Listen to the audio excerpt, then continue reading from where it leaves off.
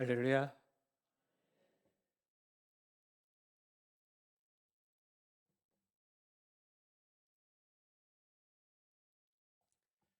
제가 얼마 전에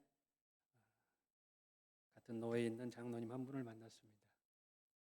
그 장로님께서 이런 이야기를 하셨습니다. 본인의 교회가 그래도 규모가 있는 교회인데 교회 1층을 완전히 놀이터로 만들고 싶다. 키즈 카페 아시죠? 키즈 카페처럼 1층 전체를 키즈 카페를 만들어가지고 교회 학교 아이들이 교회에 오면 마음껏 뛰어놀게 하고 싶다. 그런 이야기를 하셨습니다. 여러분은 어떻게 생각하십니까? 여수는 어떤가 모르겠는데요. 순천은 중고등부 아이들 수련회를 떠나면 서울로 가는 게 유행이 되었습니다. 아무개 교회는 에버랜드를 갔다 왔다더라. 아무개 교회는 롯데월드를 갔다 왔다더라. 저희 교회도 겨울 수련회를 준비하고 있는데 몇몇 선생님들이 그런 이야기를 합니다. 목사님, 우리도 이번에 한번 롯데월드 한번 갔다 옵시다.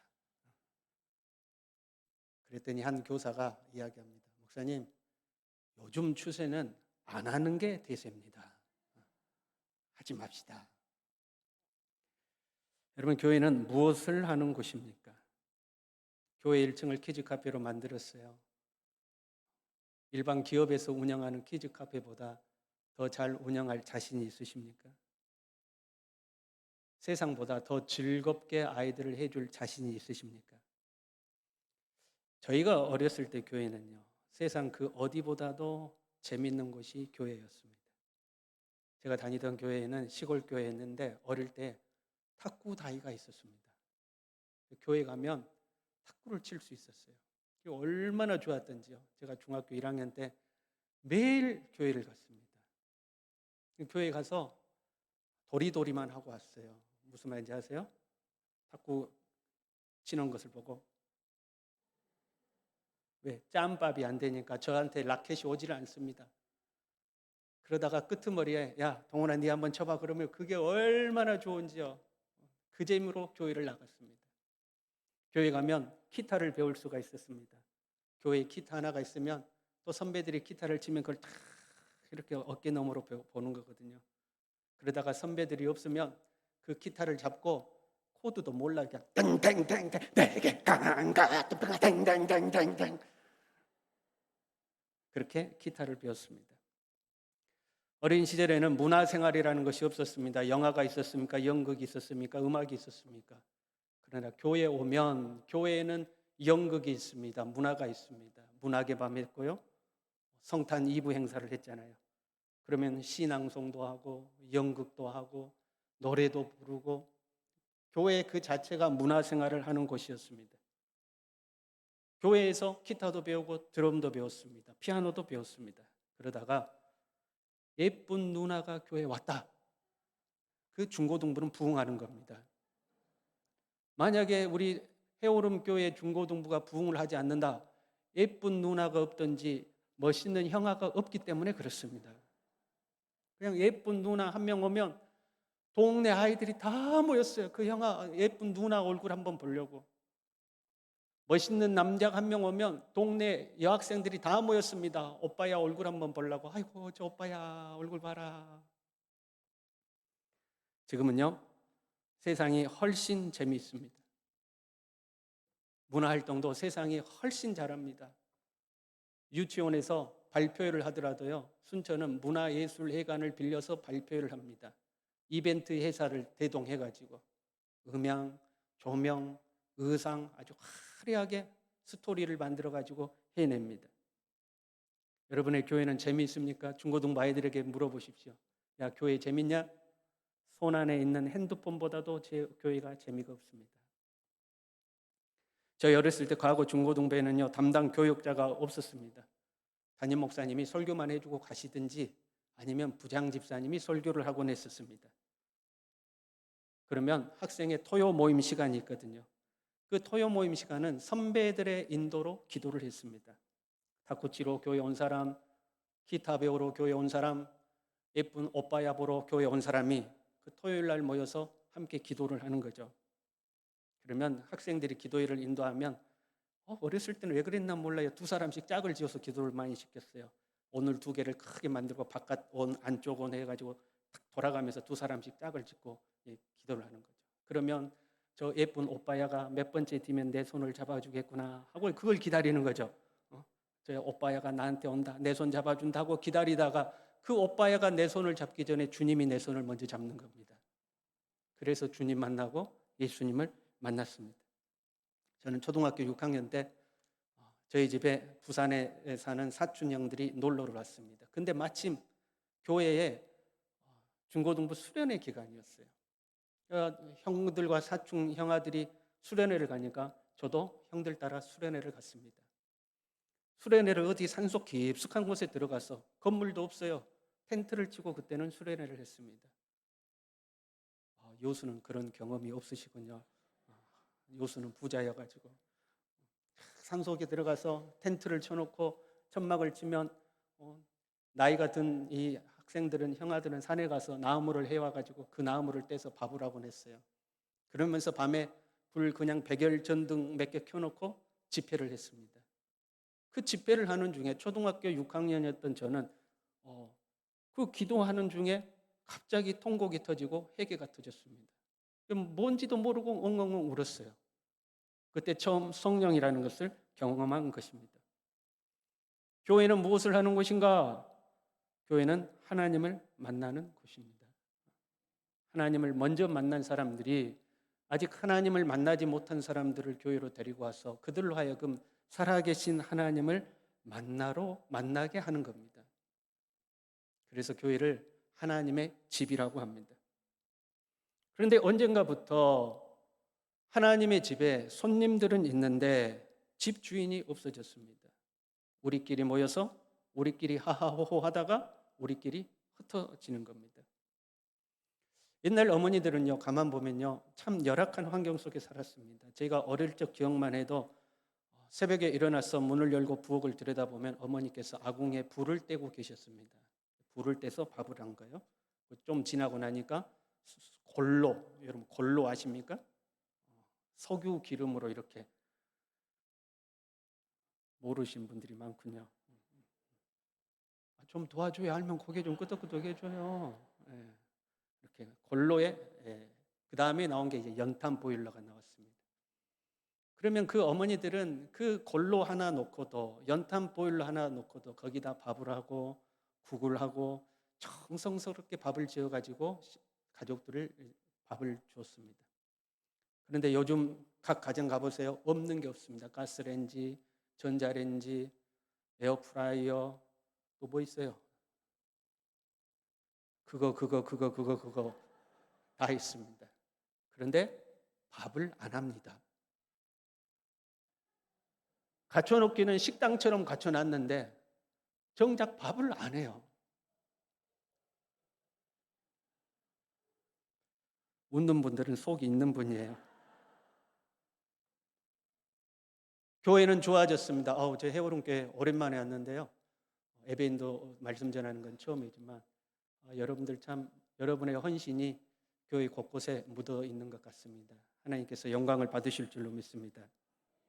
교회는 좋아졌어요. 어릴 때부터 신앙생활 하신 분들 생각해 보십시오.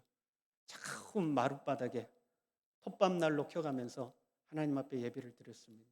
근데 지금은 최신식 시설이 교회에 들어왔습니다. 그런데 하나님을 만나지를 않습니다. 교회는 좋아졌는데 하나님과의 만남이 없어져 버렸어요. 광야에서 하나님께서는 이스라엘 백성들에게 성막을 지으라고 명령하셨습니다. 이왕이면 여러분 아주 짱짱하고 좋은 예배당 지으라고 하시지 하나님께서 성막 지으라고 했습니다. 왜냐하면 하나님이 너희들 중에 함께 계시다는 것을 상징적으로 보여주는 것이 성막입니다. 광야의 이스라엘 백성들은 다 텐트를 치고 살았습니다.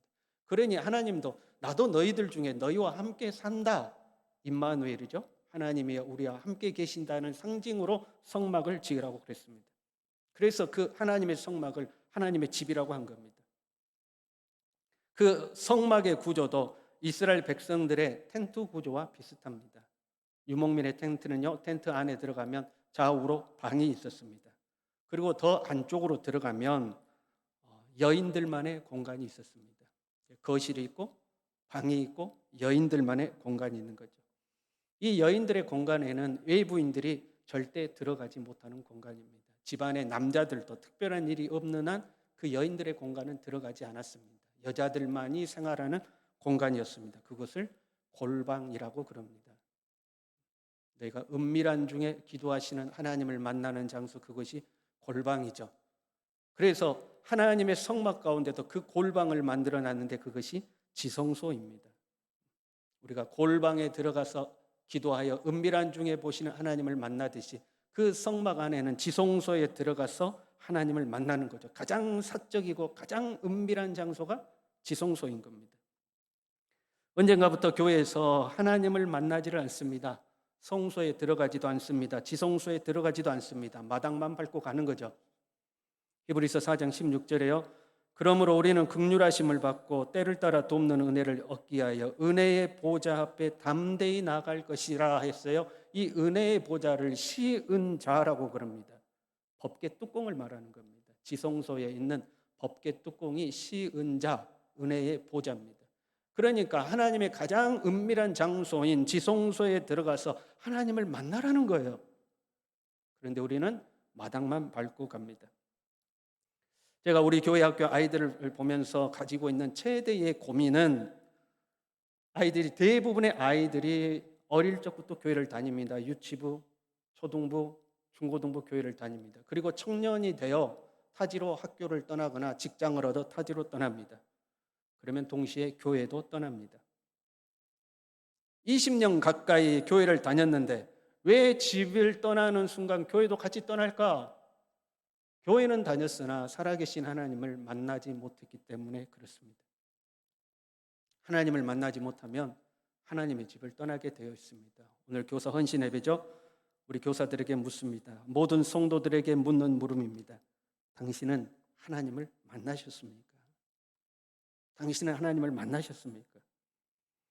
안타까운 것은 많은 교사들이 하나님을 만나지 못한 채 교회 학교 교사를 한다는 것입니다. 여러분 생각해 보십시오. 내가 하나님을 만나지 못했는데 어떻게 다른 사람에게 하나님을 소개하고 가르칠 수가 있습니까? 내가 하나님에 대한 확신이 없는데 다른 사람들에게 믿음으로 살라고 어떻게 강하게 이야기할 수 있습니까? 우리 옆 사람과 한번 이 대화를 나눠보실까요? 질문하세요. 하나님을 만나셨습니까? 그리고 다시 이렇게 하세요. 만약에 못 만났다면, 옆에 사람에게 하세요. 만약에 못 만났다면 때려치우세요. 그 말이 목구멍까지 나올 때가 있습니다. 교회 학교 교사들을 보면서 그런 식으로 하려면 때려치우세요. 그만두세요. 하고 싶은 말이 여기까지 나올 때가 있어요. 여기까지. 그러나 차마 내뱉지 못합니다. 현실적인 문제 때문에. 교회 학교는 운영을 해야 되니까. 우리 해오름교회는 어떤지 모르겠어요. 저희 교회는 교사할 사람이 부족해요. 그리고 어떻게든 학년은 존재하니까 그 학년을 맡을 사람이 필요하니까 당신 교사 한번 해보세요. 당신 교사 한번 해보세요. 부장이 가서 열심히 교사를 섭외합니다. 그럼 가만 보다가 때려치우라고 그러세요 싶을 때가 있는 거예요. 당신도 하나님 못 만났는데 어떻게 아이들을 책임지냐 이 말이에요. 저희 어릴 적 신앙의 선배들은요, 학문이 짧았습니다. 지식이 많지도 않았습니다. 학교를 다니지 못한 분들도 많았어요. 저희 할머니가 1988년 8월 18일 날 88세의 세상을 떠나셨는데 저희 할머니는 정말로 교회를 열심히 다니셨습니다. 교회 다닐 때마다 성경 찬송가를 가슴에 안고, 옛날에 부흥 강사님들이 항상 그랬어요. 성경 찬송이 무기인데 전쟁터에 나가면서 무기도 안 들고 나가면 되겠냐. 그래서 옛날에는 다 성경책 들고 다녔어요. 지금은 다 스마트폰으로 보시잖아요. 성경책 다 들고 다녔어요. 저희 할머니도 성경책을 꼭 들고 다니셨어요. 그런데 글을 읽지 못하셨습니다. 그냥 성경책만 들고 다니신 거야, 무기라고 생각하고. 알고 있는 말씀은 들어서 애운 말씀입니다. 찬송가도요. 찬송가가 지금 600 몇 장까지 있잖아요. 그런데 곡조가 딱 2개밖에 없었습니다. 우리 할머니는 모든 찬송이 똑같은 곡조로 불렀어요. 그냥 그런 분들이 교회 여러분들이었어요. 그런데 그런 권사님들이 우리들을 보기만 하면 꼭 이렇게 말했습니다. 동훈아, 하나님 만나야 돼. 동훈이 청년 꼭 하나님 만나야 돼. 중고등부가 수련회를 가요. 그러면 이번에 즐겁게 보내다 와, 재밌는 시간 보내다 와. 그런 말은 없었습니다. 이번 수련회 때 꼭 하나님 만나야 돼. 이번 수련회 때 꼭 하나님 만나야 돼. 부흥회를 하면 이번 부흥회 때 하나님 꼭 만납시다. 이번 부흥회 때 하나님 꼭 만납시다. 하나님 만나자고 했어요. 그리고 누군가 시험 들었어요. 아무개 집사가 시험 들었대. 하나님 못 만나서 그래. 하나님 못 만나서. 아무개 집사가 교사하다가 그만뒀대요. 하나님 못 만나서 그래. 하나님 못 만나서. 모든 이유가 하나님 만났냐 못 만났냐 했어요. 우리 옆 사람한테 물어보세요. 하나님 만나셨습니까? 그걸 다시 한번 물어보세요. 그러면 옆에 사람한테 물어보세요. 하나님 만나는 게 도대체 뭡니까? 동훈아, 하나님 만나야 돼. 이번 수련회 가서 꼭 하나님 만나야 돼. 이번 부흥회 때 하나님 꼭 만나야 돼. 아니, 하나님 만나는 게 도대체 뭡니까? 같이 합시다. 나도 몰라. 하나님 만난 게 뭐냐고 물으면 모른대요. 그런데 그 다음 말씀이 있어요. 그런데 만나보면 알아. 여러분 여쭤볼게요. 책으로 호랑이를 배운 사람하고 산길에서 직접 호랑이를 만난 사람하고 누가 호랑이에 대해서 더 잘 알 것 같습니까? 여름교회 성도들은 지혜로우시네요. 책으로 배운 사람이 훨씬 잘합니다. 시베리아 호랑이가 어떻고 백두산 호랑이가 어떻고 수염이 몇 개인지도 알아요. 이빨이 몇 개인지도 알고 이 손에 휘두르는 힘이 1톤이라는 것도 알아요. 다 알아요. 근데 그들의 가슴 속에는 호랑이에 대한 두려움이 없어요. 근데 산에 가다가 밤중에 산에 가다가 호랑이를 직접 만났어요. 그 사람에게 물어보세요. 호랑이 어떻게 생겼던? 몰라. 손톱 몇 개야? 몰라. 얼마나 커? 나도 몰라. 근데 만났어. 나 만났어. 그게 지식으로만 하나님을 아는 사람과 직접 하나님을 만난 사람의 차이인 거예요. 하나님을 직접 만난 사람은요, 세련되게 설명을 못해요. 자세히 설명 못해요. 그러나 가슴속에 뭔가가 있어요. 하나님에 대한 확실한 믿음이 있어요. 믿음이. 너 교회 애다니냐? 나도 몰라. 야, 네 꼬라지 좀 봐. 네 형편이 지금 교회 다닐 때야. 가서 돈 벌어야지. 나도 몰라. 근데 내 가슴에 이게 나로 교회를 이끈다고. 교회 안 가면 난 못 살아. 그게 진짜 하나님 만난 사람. 다 설명할 수는 없지만 오늘 본문의 말씀이요. 하나님께 나아가는 자는 반드시 그가 계신 것을 믿어야 한다고. 단순히 하나님이 존재하는 것을 믿는 게 아니에요. 하나님이 존재하신다면 하나님의 말씀이 진리인 것을 믿는 거예요. 하나님이 세상을 창조하신 것도 믿는 거예요. 천국과 지옥이 있는 것도 믿는 거예요. 죽음으로 끝나는 것이 아니라 그 이후에는 심판이 있다는 것을 믿는 거예요. 그 하나님의 나라에 예수 그리스도 외에는 다른 이름으로는 구원을 받을 수 없다는 것을 믿는 거예요. 하나님을 믿으면 이 모든 것이 순식간에 다 믿어지는 거예요. 나의 인생을 통치하시는 분이 나를 만드셨고 나를 이 세상에 보내셨고 지금껏 살게 하셨고 지금도 나를 다스리고 계시고 앞으로도 나를 다스리실 분이 하나님인 것이 믿어지는 거예요. 나의 흥하고 망하는 것이 하나님께 있다. 이게 믿어지는 거예요. 그게 하나님 만난 사람이에요. 교사 여러분, 정말로 여러분이 하나님을 만났어요. 여러분이 맡은 반 아이들이 교회에 올 수도 있고 안 올 수도 있고, 여러분 그럴 수 있습니까? 여러분이 진짜 하나님 만났다면 교회에 온 아이들을 붙들고 야 선생님이 재밌는 이야기 해줄게. 야 들어봐. 무슨 이야기 해줄까? 재밌는 이야기 해줄게 하고 애들하고 하하 호호 웃다가 과자 먹고 헤어졌어요. 여러분 그렇게 보낼 수 있습니까? 제가 교육 전도사 할 때요 4, 5, 6학년 아이들을 맡아서 가르쳤습니다. 그 아이들을 이제 하는데 어느 날 새 신자가 한 명이 왔어요. 5학년 아이였는데 예쁘장하게 생긴 아이였습니다. 이 아이가 한 달쯤 교회를 나오다가 다시 교회를 안 나왔어요. 저는 그냥 잊어버리고 지나갔습니다. 몇 달쯤 지나서 TV를 보는데 뉴스가 나왔어요. 광주에 있는 어느 합기도 도장에서 1박 2일로 캠프를 갔다가 그곳에서 물에 빠져서 아이 2명이 죽었다. 그런데 그 아이의 이름이 자막으로 나오는데 몇 달 전에 저희 교회에 나왔던 그 아이하고 이름이 똑같은 거예요. 그래서 저는 설마 동명이인이겠지 하고 지났는데 몇 주가 지나지 않아서 그 아이가 물에 빠져 죽었다는 소식이 들려왔습니다. 그래서 저는 교사 한 명과 함께 그 아이의 집을 찾아갔습니다.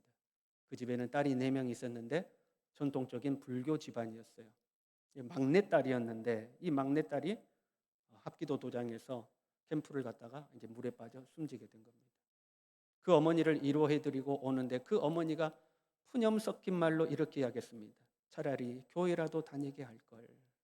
차라리 교회라도 다니게 할 걸. 그 아이가 교회를 다녔다면 토요일 날 캠프를 가지 않았을 것이고 그런 일을 당하지 않았을 것이라는 그런 한탄이었습니다. 그리고 돌아왔는데 제 마음이 너무 괴로웠습니다. 이 아이가 천국에 갔을까? 그 아이가 한 달 교회를 나왔지만 그 아이를 붙들고 그 아이에게 예수님을 소개시키지 않았습니다. 그냥 같이 예배만 드렸을 뿐이에요. 그 아이에게 예수님은 이런 분이다. 예수님을 믿어야 하나님 나라에 갈 수 있는 거다 하고 구체적으로 복음을 제시하지 않았어요. 제가 너무 괴로워서 새벽마다 하나님 앞에 기도했습니다. 하나님, 이 아이가 주님의 나라에 갔습니까? 이 아이는 어떻게 됐습니까? 이 아이의 영혼은 어떻게 됐습니까? 한 일주일쯤 지났는데 기도하는데 제 마음속에 그런 확신 어린 음성이 들렸어요. 누구든지 주 예수의 이름을 부르면 누구든지 구원을 얻으리라. 예수님의 이름을 부르는 자마다 구원을 얻으리라는 말씀이 생각났어요. 그리고 제 마음 가운데 평안이 주어졌습니다. 그 뒷일은 몰라요. 하나님만이 아시겠죠.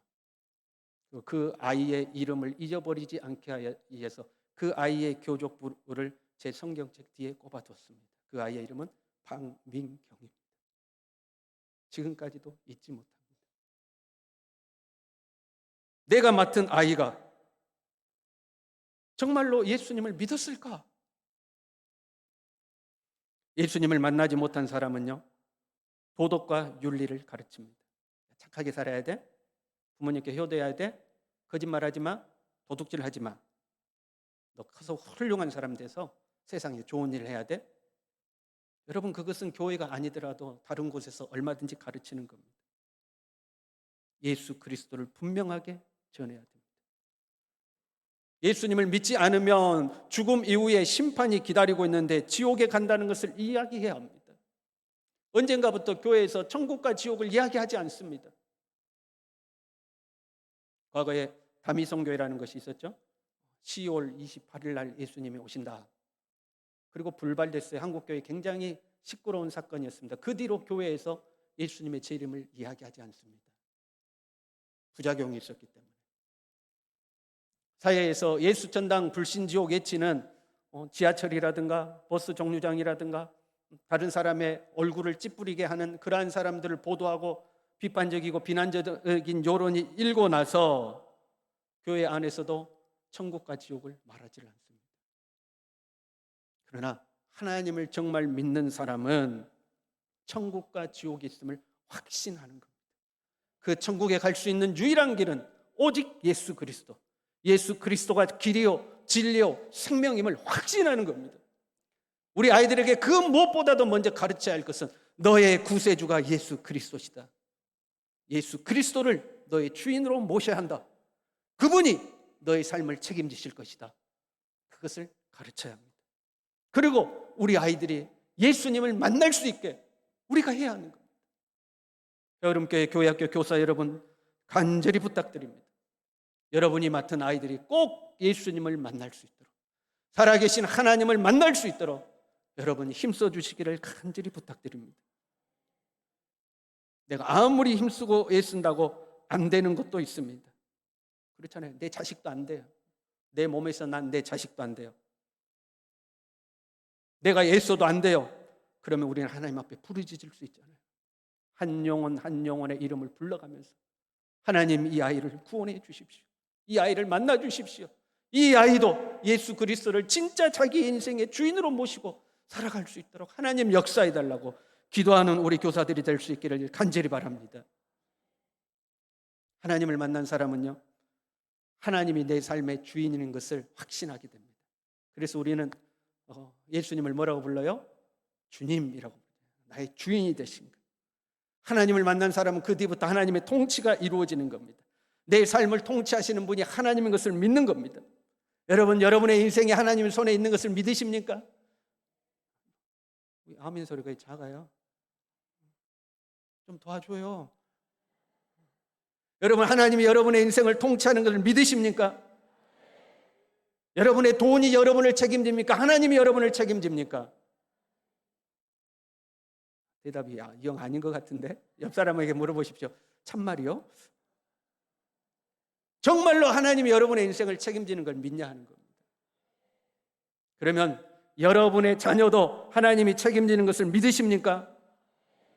아이의 성적이 아니라 그가 만난 하나님이 내 아이의 미래를 책임지신다고 믿으시냐 이 말이에요. 이제 고3 때요, 수련회를 가야 되는데 선생님께 가서 용기를 내서, 여러분 학생이 선생님에게 자율학습을 빼달라고 하는 거 얼마나 힘든 일인지 아십니까? 용기를 내서 갔어. 선생님, 교회에서 수련회 가니까 빼주십시오. 선생님 나를 이렇게 보더라고요. 한마디로 말씀하셨습니다. 꺼져. 그날로 보따리를 싸가지고 도망갔습니다. 수련회를 2박 3일 그냥 도망가 버렸어요. 그리고 갔다 왔더니 선생님 저를 보고 한마디 하셨습니다. 너는 미친놈이다. 근데 제가 여러분 잘못됐습니까? 여러분 보시기에 제가 좀 이상한가요? 좀 괜찮지 않습니까, 여러분? 여러분에게 묻습니다. 여러분의 자녀가 고3입니다. 내일 모레 시험이 있습니다. 그런데 수련회 간대요. 보내실 겁니까? 안 보내실 겁니까? 제가 교회 학교 담당했을 때 많은 부모님들이 그렇게 이야기해요. 목사님, 전도사님, 수능만 마치고요, 대학 들어가고 나서요, 이번 시험만 마치고요, 내년에도 수련회 가잖아요. 그 아이들요, 지금까지 교회 안 다닙니다. 한 번 빠지면요, 다음번에 갈 것 같죠. 머리가 클수록 아이들은 신앙생활 안 합니다. 어린 아이 때, 학생의 때 하나님을 만나지 않으면 나이 들면 하나님 떠나는 겁니다. 제 어렸을 때요, 저희 부모님이 이사를 가셨어요. 그런데 집이 좀 큰 집으로 이사를 가셨는데 그 집에 뭐가 있었냐면 당산나무는 아닌데 당산나무 같은 당산나무가 있었습니다. 마을에 정식 당산나무는 아닌데 당산나무처럼 큰 나무여가지고 사람들이 그 앞에 절하는 나무가 있었어요. 그 나무가 크면 옛날 사람들은 그 앞에 뭐 새끼줄도 치고 밥도 갖다 놓고, 옛날에는 뭐 대보름 되고 그러면 집 앞에 이렇게 찰밥도 내놓고 나물도 내놓고 돈도 내놓고. 요수는 안 그럽니까? 그런 거 많았어요. 내가 그 돈 많이 주워갔습니다. 사람들은 부정 탄다고 막 못 만지는데 제가 많이 그거 가자 사 먹었거든요. 근데 그 당산나무가 있었어요. 어머니가 저를 임신하셨을 때에 저희 아버지와 어머니가 이사 가시고 우리는 예수 믿으니까 이거 필요 없다고 나무를 잘랐습니다. 동네 사람들이 말렸어요. 큰일 난다고. 그 나무 만지면 큰일 난다고, 안 된다고. 아이고, 우리는 예수 믿으니까 소용없습니다 하고 잘라버렸어요. 쓱싹 하고 잘라 없애버렸습니다. 그리고 어머니가 저를 출산했는데 제가 태어나면서부터 입이 딱 붙어가지고 울지도 않고 젖도 빨지 않았습니다. 이마가 파래져가지고 아이가 죽어가는 겁니다. 동네 사람들이 수근수근거리기 시작했습니다. 당산나무 잘라서 그렇다고. 나무 잘라서 아이가 저렇다고. 나무 잘라서 저주받았다고. 여러분, 그 아이가 죽었겠습니까? 살았겠습니까? 저희 어머니가 저를 출산한 지 3일 만에 기도원에 금식기도 들어갔습니다.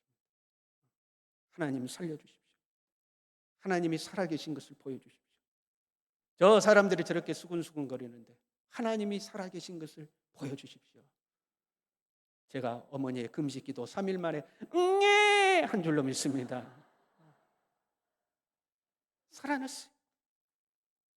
여러분, 다 안 된다고 그럴 때 세상 사람들이 그러는 거 아니다고, 지금은 공부가 중요하다고, 그렇게 교회 안 다녀도 된다고, 적당히 해야 된다고 세상 사람들이 다 안 된다고 말할 때 여러분은 그 당산나무 자를 수 있겠습니까? 아니다고. 우리는 살아계신 하나님을 믿는다고. 하나님 말씀대로 살 거라고. 여러분 그러실 수 있겠냐 이 말이에요. 하나님을 만났다면 하나님이 내 삶을 통치하시는 것을 보여줘야 합니다. 아이들에게 재밌는 말 해주고 과자 사주고 그걸로 아니라 내가 하나님의 통치 아래 살고 있는 것을 아이들에게 보여줘야 돼요. 아이들이 묻습니다. 선생님, 하나님 살아계셔요? 살아계시지. 진짜 살아계셔요? 나를 봐. 난 믿음으로 살잖아. 말할 수 있어야 합니다. 선생님, 하나님 살아계셔요? 나도 몰라. 그냥 다녀. 그래 안 되는 거. 여러분, 믿음이 없이 하나님을 기쁘시게 못하나니 하나님께 나아가는 자는 반드시 그가 계신 것을 믿어야 할 줄로 믿습니다. 몇 분 설교했죠? 조금 더 해도 되죠, 목사님. 두 번째, 반드시 그가 계신 것을 믿어야 해요. 그 말은 두 번째가 아니래요. 계속 이어져. 뒤집어 보면 무슨 말이에요? 하나님이 계신 것을 믿지 않고도 교회에 나온 사람들이 있다는 겁니다. 여러분, 교회 나오면 나름 재미있어요. 아줌마들끼리 모여서 이야기하잖아요. 어머 그랬대? 야, 김 집사 부인이 이래가지고 어머 그녀 봐라. 아이고 어쨌대. 어머 야, 시간 다 됐다. 야, 집에 가서 전화하자. 야야야, 아까도 우리 어디까지 이야기했지? 나도 몰라. 그럼 다시 하자. 한 3시간을 또 전화통 붙잡고 이야기하다가 야야, 끊어. 중요한 것은 내일 만나서 다시 이야기하자. 나름 재미있어요. 성취감도 있습니다. 집사님 이번 일 참 잘해. 멋졌어. 교사들 특성 최고야, 최고. 성취감도 있습니다. 그래서 교회 나올 수도 있어요. 한때 하나님 만나는 믿음이 있었으나 다 상실해 버린 사람도 있습니다. 여러분, 제가 방언을 할 줄 알아요. 방언의 은사를 과거에 받은 적이 있습니다. 여쭤볼게요. 잔뜩 술 먹고 술 취했어요. 방언이 나올까요, 안 나올까요? 안 해보셨어요? 저도 안 해봤지만 나옵니다. 내 안에 하나님의 은혜가 없어도요, 그런 건 얼마든지 할 수 있습니다. 정말로 하나님을 만난 사람은 하하호호 즐거운 게 아니라, 성취감이 아니라, 내 재능과 내 재주가 아니라 하나님의 통치 아래 살아가는 겁니다. 우리 옆 사람과 다시 한번 인사하실게요.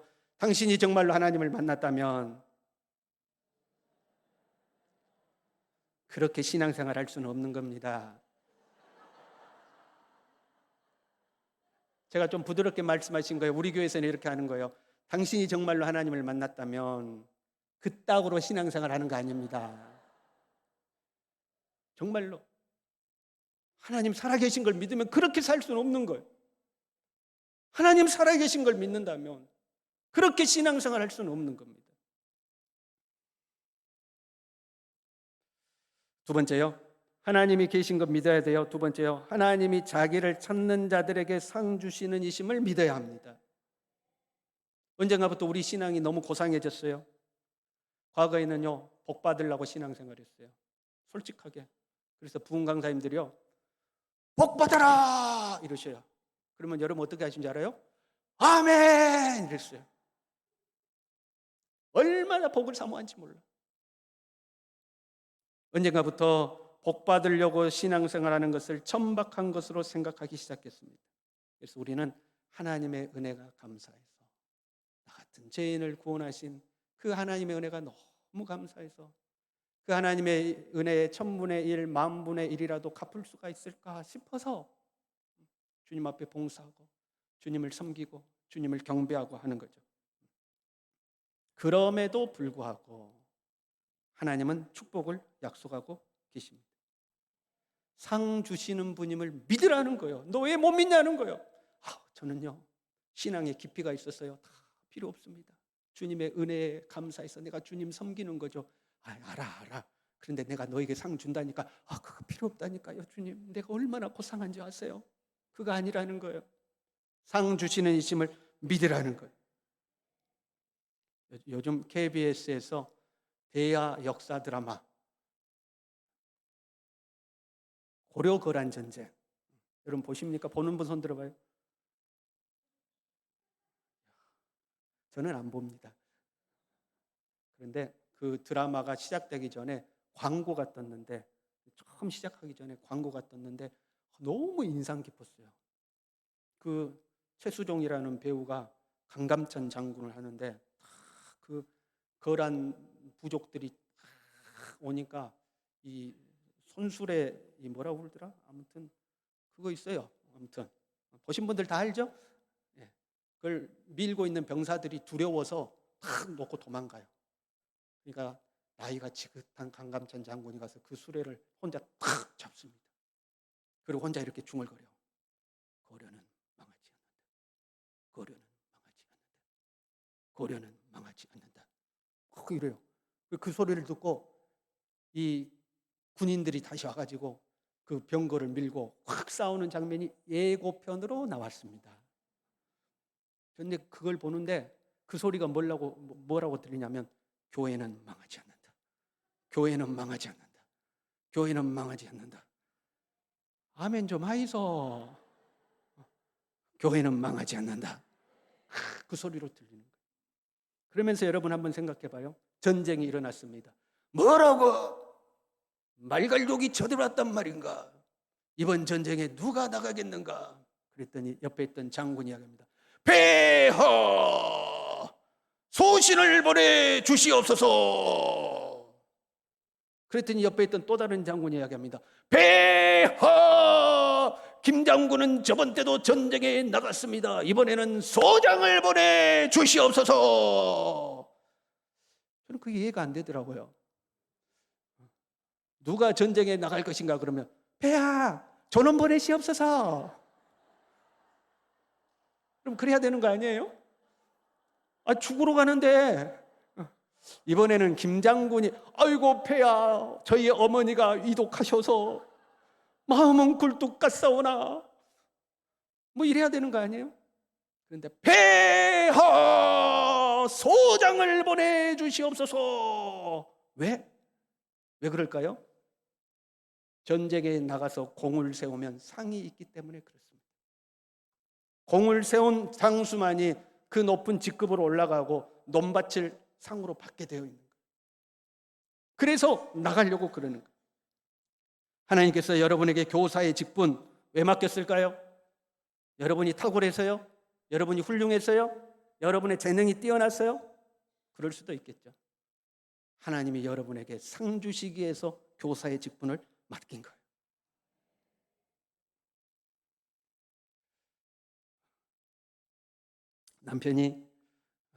여러분의 남편이 연말 연초 돼가지고 왔어요. 여보, 무슨 일이요? 목사님 나한테 교회학교 부장하라 하네. 여보, 내가 뭐라고 그랬어요? 목사님 눈 잘 피해 다니라고 그랬지? 목사님 만나지 말라니까. 전화도 받지 말라고 그랬잖아요. 연말에는. 어떡해. 부장 어떡해. 그러게 말이야. 나도 안 한다고 그랬는데 목사님이.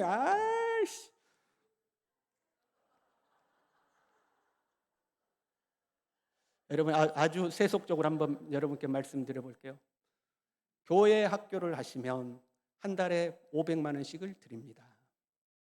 교회 학교 부장을 하시면 한 달에 1,000만 원을 드립니다. 하시겠습니까? 안 하시겠습니까?